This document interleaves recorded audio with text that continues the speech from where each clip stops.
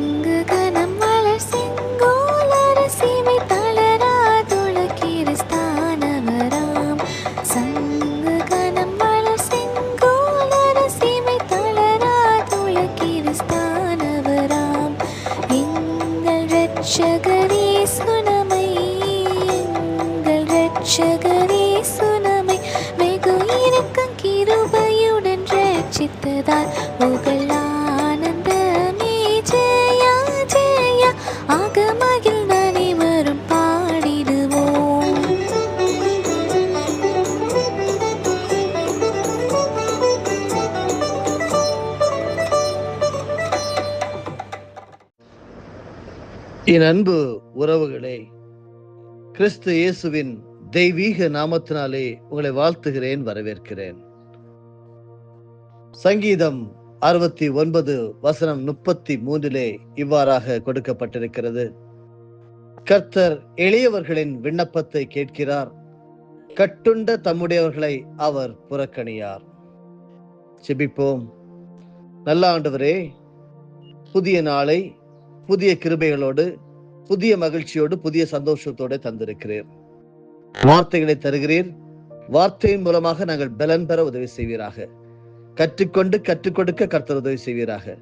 இந்த நாளை வெற்றியின் நாளாக, மகிழ்ச்சியின் நாளாக, ஆசீர்வாதங்கள் புரண்டு ஓடி வருகிற நாளாக நாங்கள் ஒவ்வொருவரும் அறிவிக்கிறோம், தாழ்த்துகிறோம். நீர் மகிமைப்படும். இயேசு கிறிஸ்துவின் மூலமாக ஜெபிக்கிறோம், ஜீவனுள்ள பிதாவே, ஆமீன்.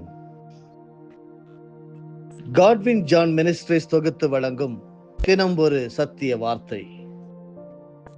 இன்றைய தியானத்தின் தலைப்பு ஞானத்தின் 7 தூண்கள், பாகம் 2.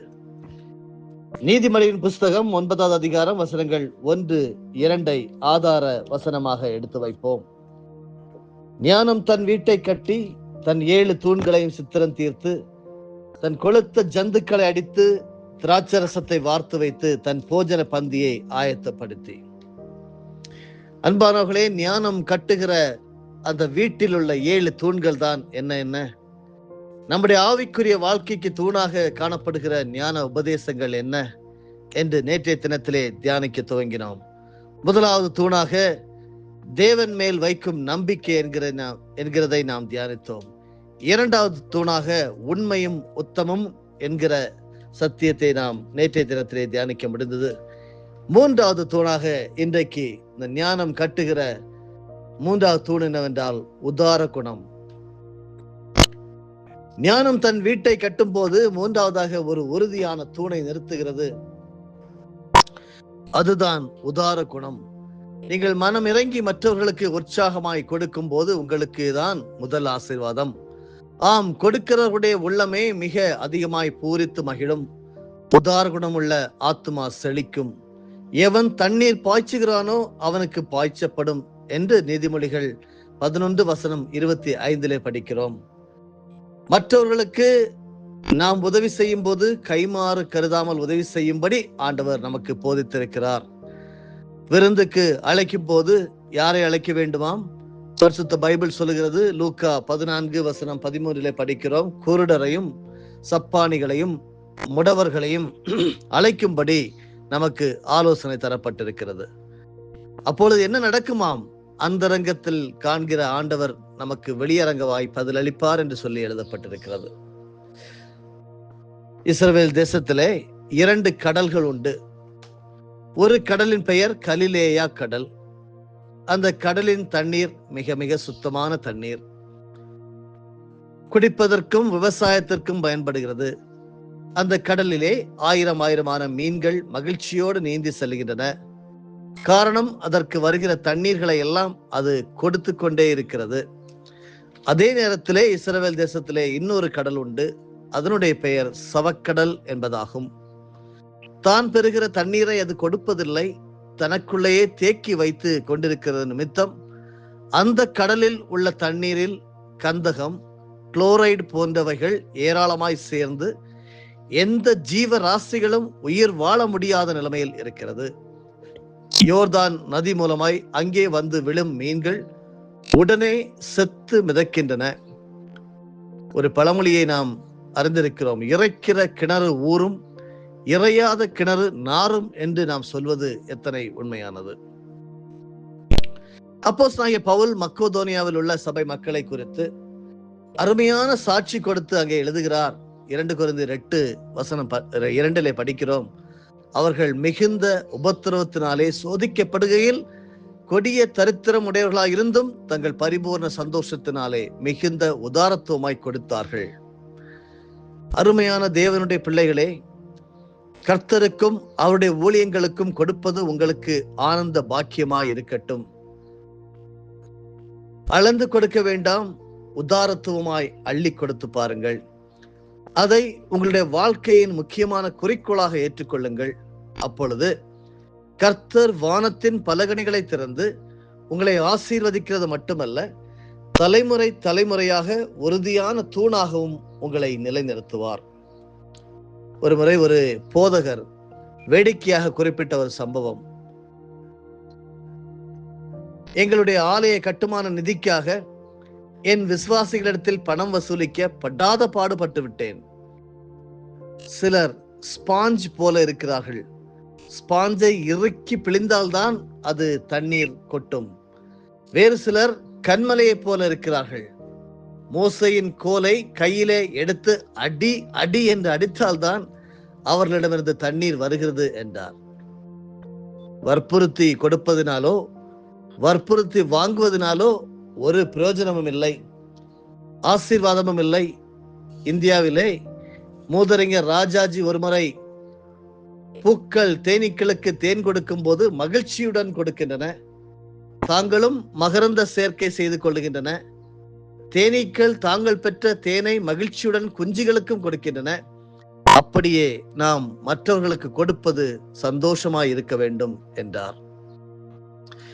பைபிளின் நீதிமொழிகள் 11:24 படிக்கிறோம், வாரி இறைத்தும் விருத்தி அடைவாரும் உண்டு என்று நமக்கு சொல்லுகிறது. கணக்கோ விஞ்ஞானமோ இந்த உண்மை தத்துவத்தை ஒப்புக்கொள்ளாது. 5 அப்பத்தையும் 2 மீனையும் கொடுத்த போது கர்த்தர் அதை கொண்டு 5000 பேரை போஷிக்கவில்லையா? கர்த்தருடைய கரங்களிலே நாம் உதாரத்துவமாய் கொடுக்கும் போது அது விருத்தி அடைகிறது. மீதியானவைகளை நாம் 12 கூடைகளிலே கூட்டி சேர்க்கிறோம். வேதம் சொல்லுகிறது, நீதிமொழிகள் 22:9 படித்து பாருங்கள், கருணை கண்ணன் ஆசீர்வதிக்கப்படுவான், அவன் தன் ஆகாரத்தில் தரித்திரனுக்கு கொடுக்கிறான் என்று எழுதப்பட்டிருக்கிறது. ஞானத்தின் 7 தூண்களாகிய 3 தூண்களை அழகாக நாம் கற்றுக்கொண்டோம். 4வது தூண் என்னவென்றால் ஜாக்கிரதை.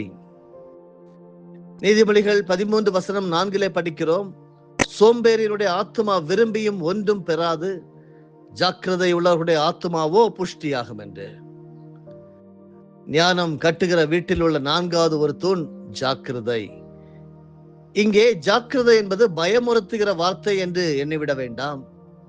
ஜாக்கிரதை உள்ளவர்களுடைய ஆத்மாவோ புஷ்டியாகும் என்று நீதிமொழிகள் 14:4 அந்த வசனத்திற்கு மற்ற மொழிபெயர்ப்புகள் கவனமாக, உற்சாகமாக, கடின உழைக்கிறவருடைய ஆத்மாவோ புஷ்டியாகும் என்று மொழிபெயர்க்கப்பட்டிருக்கிறது.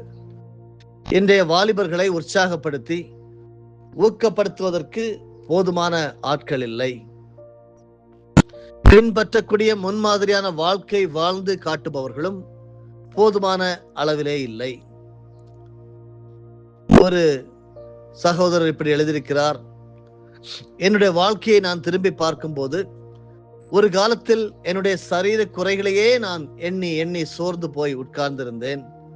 என்னுடைய இடது காலை பார்க்கிலும் வலது கால் மெலிந்தும் குறுகினதும் உயரம் குறைவாகவும் இருந்ததினால் சாய்ந்து நொண்டி நொண்டி நடக்க வேண்டியதாயிற்று. அந்த மனக்குறை என் வாழ்க்கையை மிகவும் பாதித்தது. ஆனால் ஒரு நாள் இயேசு கிறிஸ்துவை என் வாழ்க்கையில் ஏற்றுக்கொண்டேன். ஒரு புதிய உற்சாகம் எனக்குள் பிறந்தது. பரிசுத்த ஆவியின் அபிஷேகத்தை பெற்றுக்கொண்டேன். நான் தேவனால் தெரிந்து கொள்ளப்பட்ட பாத்திரம் என்கிற மகிழ்ச்சி எனக்குள் வந்தது. ஆண்டவருடைய அறுவடை பணியில் என்னை இணைத்துக் கொண்ட போது என்னுடைய சோர்வு அசதிகள் எல்லாம் மாறி வேகமாக எனக்குள்ளே ஒரு உற்சாகம் பிறந்தது.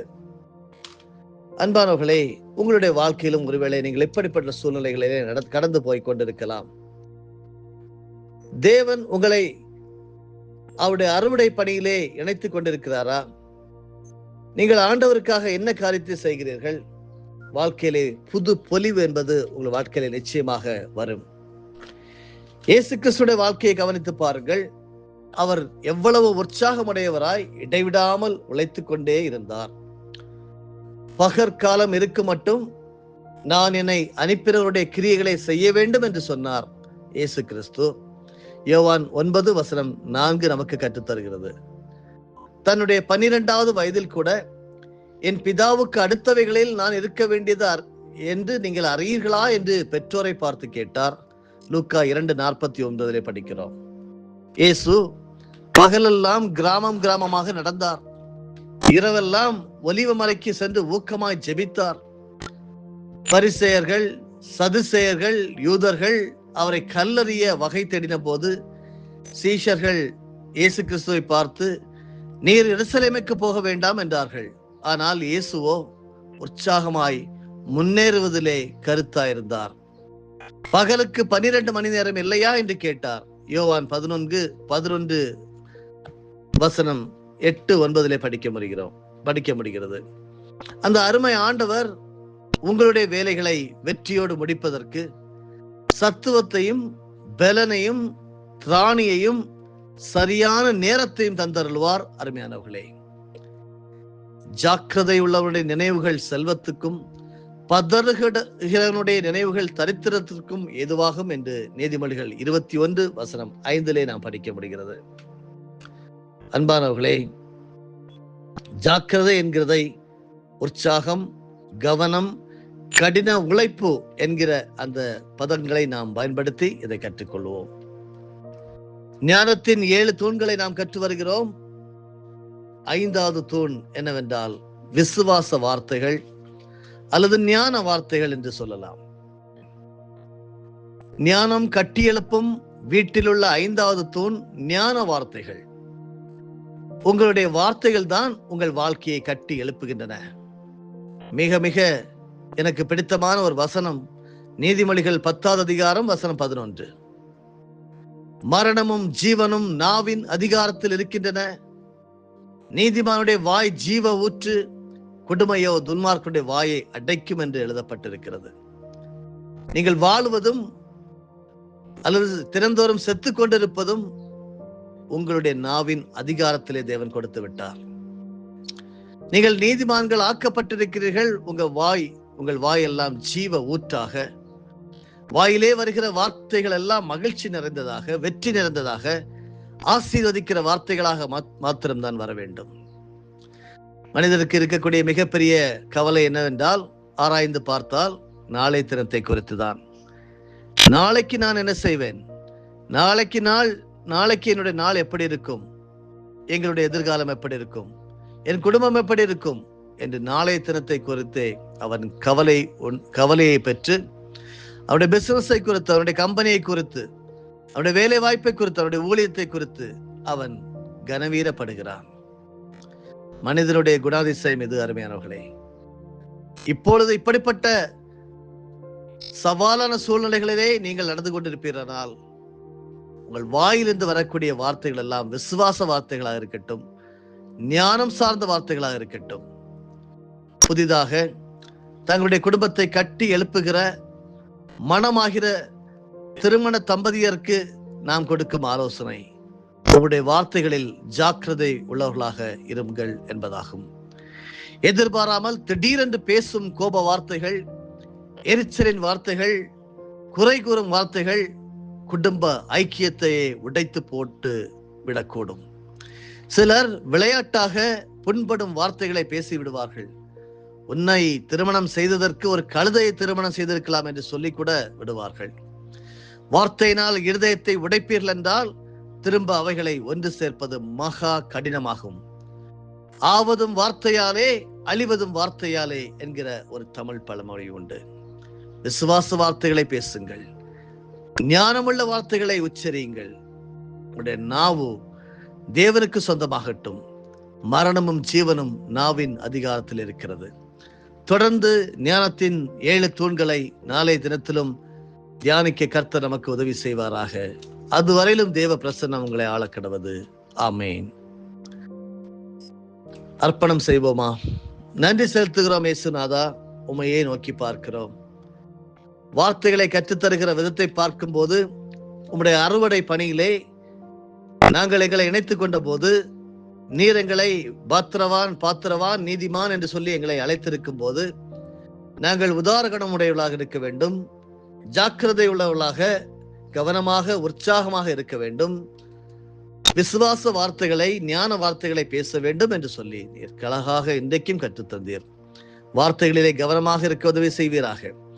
இந்த ஞானத்தின் 7 தூண்களிலே வீடை கட்டி எழுப்ப கர்த்தர் உதவி செய்வீராக. எங்களுக்கு உற்சாகம் தாரும். ஆசீர்வாதத்தினாலாக அறிவிக்கிறோம் இயேசு கிறிஸ்துவின் மூலமே பிதாவே, ஆமென். என் ஆத்துமாவே கர்த்தரை ஸ்தோத்தரி, என் முழு உள்ளமே அவருடைய பரிசுத்த நாமத்தை ஸ்தோத்தரி. என் ஆத்துமாவே கர்த்தரை ஸ்தோத்தரி, கர்த்தர் செய்த சகல உபகாரங்களையும் மறவாதே. ஆமென்.